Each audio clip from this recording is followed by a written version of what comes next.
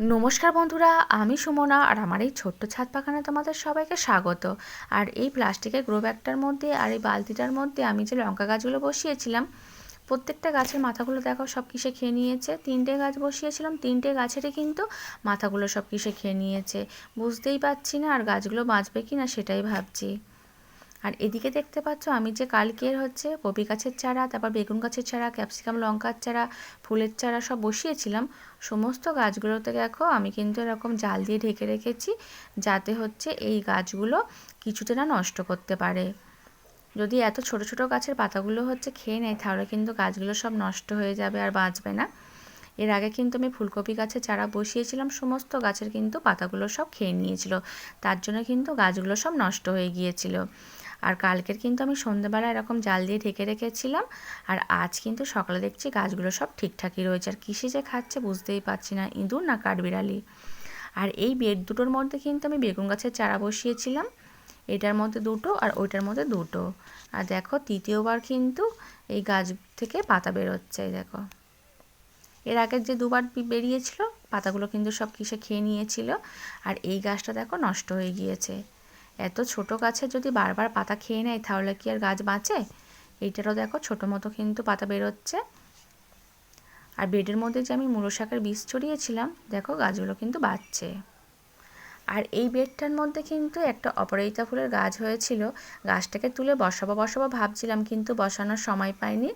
আর আজ দেখছি গাছটাতে কিন্তু ফুল ফুটেছে, এই দেখো নীল রঙের ডবল প্যাটার্নের কিন্তু অপরাজিতা ফুল।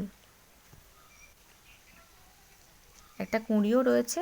আর গাছটাকে এখন আর তুলবো না, এর মধ্যেই থাক।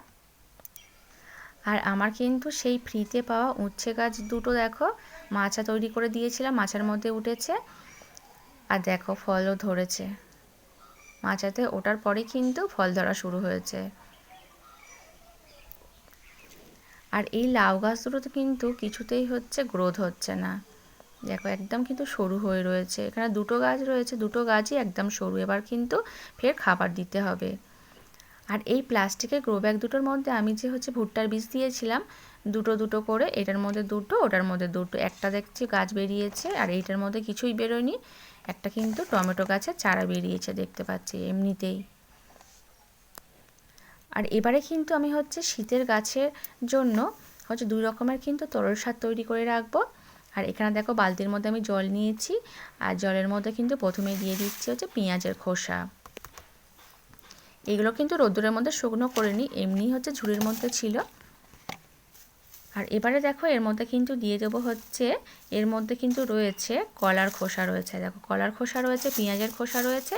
আর এই যে কালো রঙের দেখছো, এইগুলোও কিন্তু কলার খোসা, রোদ্দুরের মধ্যে শুকনো করে রেখেছিলাম। এখানে দেখো দিয়ে দিলাম। আর এবারে এর মধ্যে দিয়ে দেবো আলুর খোসা।